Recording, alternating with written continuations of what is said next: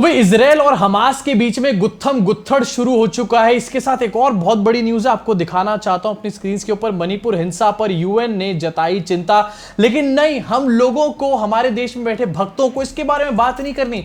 हमारे देश में बैठे हुए भक्तों को बात करनी है इजराइल के बारे में। ये तो ठीक वैसे ही हो गया जैसे कि तुम्हारे घर में तुम्हारे दो बेटे एक प्लॉटा के लिए सुबह शाम गुत्थम गुत्थड़ कर रहे हैं, आपस में लड़ाई कर रहे हैं, तू तू मैं कर रहे हैं, गाली गलौज कर रहे हैं, लेकिन तुम्हारे को पड़ी है दो प्लॉट छोड़ के जो दीवार बन रही है उसके बारे में कि आखिरकार उस पे किस किस की लड़ाई हो रही है। अब ऐसे लोगों को आप लोग गधा बोलोगे, नमूना बोलोगे या डैश कुछ और बोलोगे, ये नीचे कमेंट सेक्शन में जरा कमेंट करके बता दो। तब तक मैं आपको बताता हूं कि सिचुएशन कितनी ज्यादा टेंस यहां पर हो चुकी है। अपनी स्क्रीन पर देखिए, सीएनएन के माध्यम से at least 260 bodies have been found at the site of an Israeli music festival following Saturday's attack by Hamas, a rescue organization says। एक म्यूजिक फेस्टिवल चल रहा था गाजा के पास और वहां पर से 260 बॉडीज मिली हैं। एक तरफ से रॉकेट चलाए जा रहे हैं, दूसरी तरफ से बम फोड़े जा रहे हैं, लेकिन मौत किसकी हो रही है, कौन मर रहा है इस सारे खेल में? इसमें मर रहे हैं आम सिविलियंस, इजराइल के सिविलियंस मर रहे हैं, गाजा के सिविलियंस मर रहे हैं। और गाजा की अगर मैं यहां पर स्पेशली बात करूं तो गाजा के जो लोग हैं उनकी लाइफ पहले से ही बहुत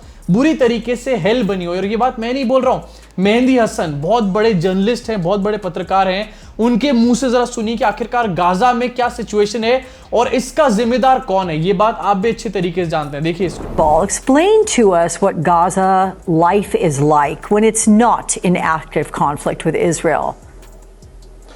So, Alex, it's a great question. It's an important question to consider tonight because what happened in Israel was horrific, deadly, heartbreaking, and the Israeli government is obviously going to retaliate, as you mentioned there. There have already been retaliatory airstrikes, but there's talk of escalation, of a ground invasion, of exacting a price.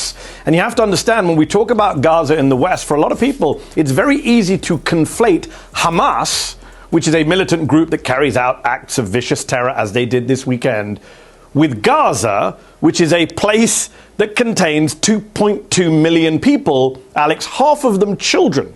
Half of the 2.2 million people are children, and it's one of the most densely populated places on planet Earth. You've got 2.2 million people crowded into 141 square miles. So they automatically become the victims of Israeli airstrikes because it's so crowded, because it's so densely populated.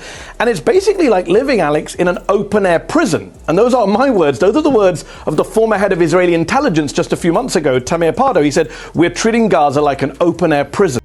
First of all, explain. अब जहां पर Gaza में situation चल रही है, लेकिन जैसा मैंने आपको बताया कि हमारे देश में जो कुछ महान बुद्धिजीवी बैठे हुए हैं जो कि सुबह दोपहर शाम सिर्फ गोबर खाने का काम करते हैं, वो कह रहे हैं कि भाई हम तो पूरी तरीके से इजराइल के साथ खड़े हुए हैं, हमारे को इजराइल को सपोर्ट करना है। अरे भैया, इजराइल ने तुम्हारी सपोर्ट मांगी भी है या नहीं, ये तो पूछ लो जरा एक बार। इजराइल ने पीछे से बुरी तरीके से लात मार दी, अभी दिखाऊंगा कैसे, लेकिन उससे पहले आपको दिखाता हूं कि सपोर्ट में कैसे सामने आया जा रहा है। चंदन शर्मा जी हैं, ये लिखते हैं, मैं चंदन शर्मा इजराइल जाने के लिए तैयार हूं, अगर भारत सरकार आदेश दे तो भारत का एक एक राष्ट्रवादी हिंदू इजराइल जाकर इजराइल का समर्थन करेगा और समर्थन में युद्ध लड़ेगा। हिंदुओं, आप तैयार हैं? इजराइल के साथ 100 करोड़ हिंदू हैं। भारत इजराइल जिंदाबाद, come on Israel, keep it up. यहां पर ये कहा जा रहा है कि भाई मैं इजराइल जाने के लिए तैयार हूं। अब ये जो मिस्टर चंदन शर्मा हैं, ये अपना ही नंदन बनवा रहे हैं। कौन सा नंदन, ये तो आपको पता ही होगा, कैसे बनवा रहे हैं ये भी आपको समझा देता हूं। इसके अलावा लेकिन और आपको दिखाना चाहता हूं, ये सबसे बड़ी आयरनी है। एक भक्त का अकाउंट है जिसका नाम है एडोल्फ हिटलर भारत वाले, वो लिख रहा है नीचे, I love Israel, I stand with Israel. अरे भैया, ये तो सबसे बड़ी आयरनी हो चुकी है। हिटलर की सबसे बड़ी लड़ाई जो थी वो जूस के खिलाफ थी। जूस को जब हिटलर ने जर्मनी से निकाला तो ज्यादातर जूस जो हैं वो इजराइल में जाकर के बसने शुरू हो गए। इनफैक्ट इजराइल जो है वहां पर ज्यादातर इस टाइम पर जूस ही बसे हुए हैं। हिटलर का नाम लेकर एक भक्त अकाउंट खोलता है, लेकिन क्योंकि इसने कभी पढ़ाई नहीं करी, ये कभी स्कूल नहीं गया, इसलिए हिटलर के नाम से इजराइल को सपोर्ट करने की बात कर रहा है। भैया, हिटलर की आत्मा बैठी होगी ना इस टाइम पर ऊपर, वो भी दोबारा मर चुकी होगी ये ट्वीट देखने के बाद। इसी के साथ आगे आपको दिखाना चाहता हूं, अपूर्वा सिंह हैं, ये बीजेपी यूथ मोर्चा से जुड़ी हुई हैं, उनके सोशल मीडिया से। ये भी लिखती हैं कि भारत स्टैंड्स विद इजराइल। वैसे तो इंडिया ने भी इजराइल के साथ सॉलिडारिटी दिखाई है। इजराइल के समर्थन में ही इंडिया खड़ा हुआ है। लेकिन भैया इससे कोई फर्क नहीं पड़ता, क्योंकि भैया पिछले साल इंडिया ने एक स्टेटमेंट ये भी जारी किया था कि वो पैलेस्टाइन के साथ खड़ा हुआ है।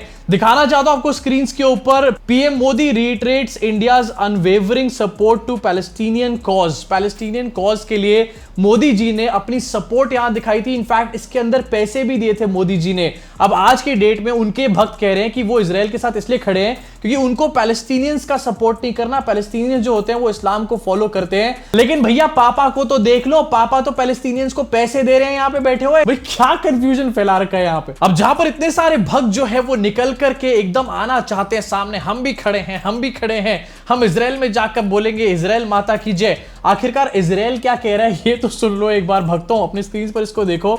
ये इजराइल के हैं एम्बेसडर टू इंडिया, इनका नाम है नाओर गिलोन, और ये कह रहे हैं कि भैया हमने किसी से मदद मांगी ही नहीं। जरा एडिटर साहब फुल वीडियो करके दिखाओ, क्या बुरी पनौती लगी है यहाँ पे। I had, by the way, quite a few Indians who wanted to volunteer, and I told them thank you very much, but we fight our own fights. We don't want other people to fight our fights. It was always our way.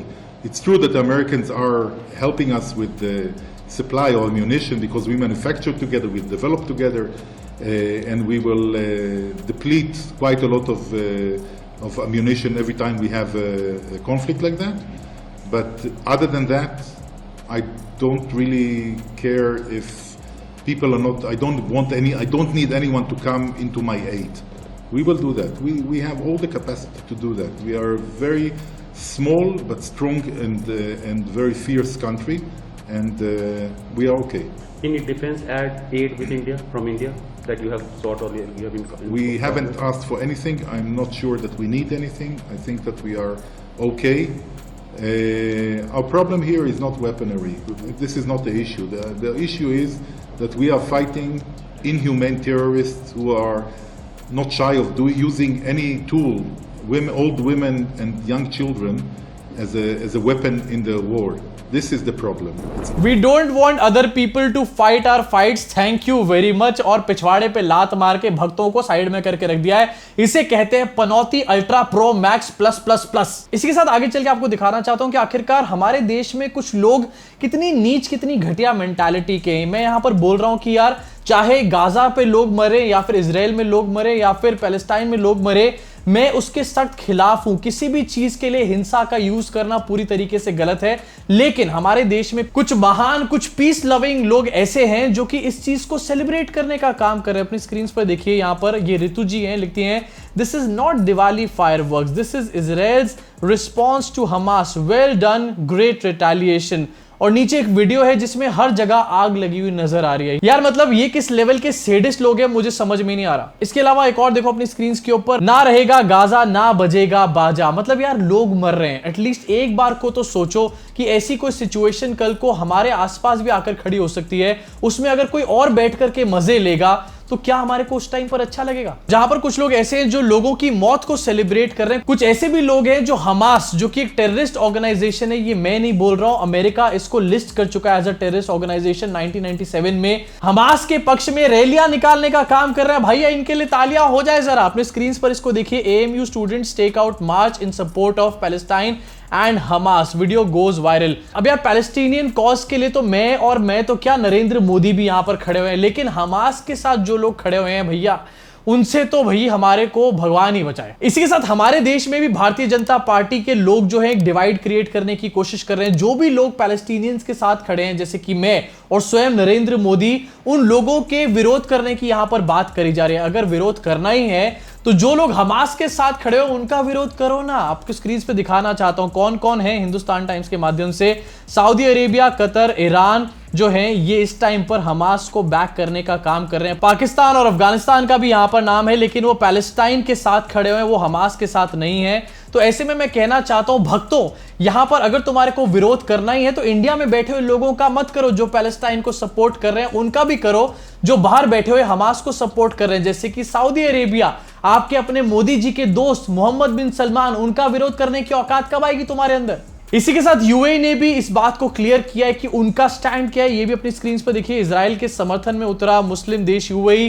तो भैया जो लोग यहां पर बैठ के Hamas को support कर रहे हैं वो क्या यूएई का विरोध करेंगे? मतलब गजब की हिपोक्रेसी चल रही है। अब जहां पर इतनी हिपोक्रेसी चल रही है वहां पर आखिरकार मैं मीडिया के बारे में बात कैसे ना करूं? तो भाई मीडिया का भी रिएक्शन आपको दिखा देते हैं। हमारे रूबिका भाई ने ट्वीट करके एक डाला है और ट्वीट करके उन्होंने बताया कि वो इजराइल के साथ हैं। इजराइल माता की जय। अपने स्क्रीन पर देखिए, आतंकवादियों का कोई धर्म नहीं होता।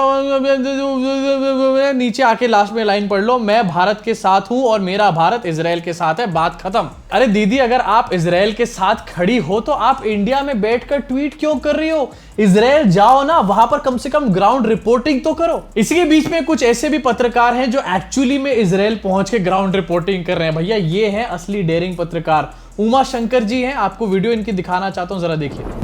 पहले दिल्ली से दुबई और फिर दुबई से तेल अवीव और तेल अवीव हवाई अड्डे से सीधे एस्कलोन शहर की तरफ मैं और मेरे सहयोगी कादमनी जो हम पहले आए इजराइल नवंबर में मैं आया, इस साल ही अप्रैल में आप आई थी।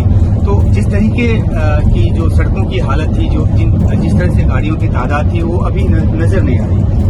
बिल्कुल, मैं तो एयरपोर्ट इसीलिए मैं देख रही हूँ कि वहाँ पे पहले जितनी गाड़ी थी वो अभी नहीं है।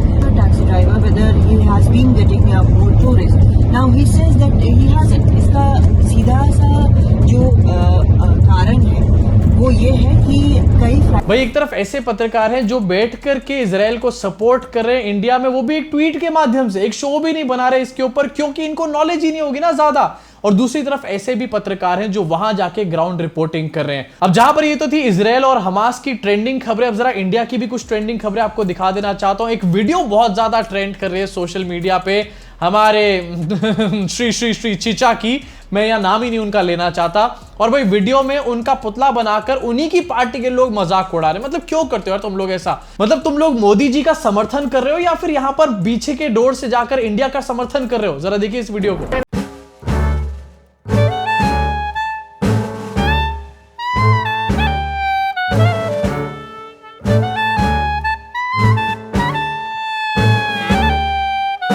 झांकी है, नीचे हम देख रहे हैं के अन्नामलाई का पोस्टर है, ऊपर मोदी जी का एक पुतला लगा हुआ है। वो पुतला बैठा है या खड़ा है या फिर बैठने या खड़े होने की कोशिश कर रहा है, कुछ समझ नहीं आ रहा। अगर आपको समझ आया तो बताना कमेंट सेक्शन में। इसी के साथ एक और ट्रेंडिंग खबर आपको दिखाना चाहता हूं। इंडिया जो कि एक अलायंस है उसकी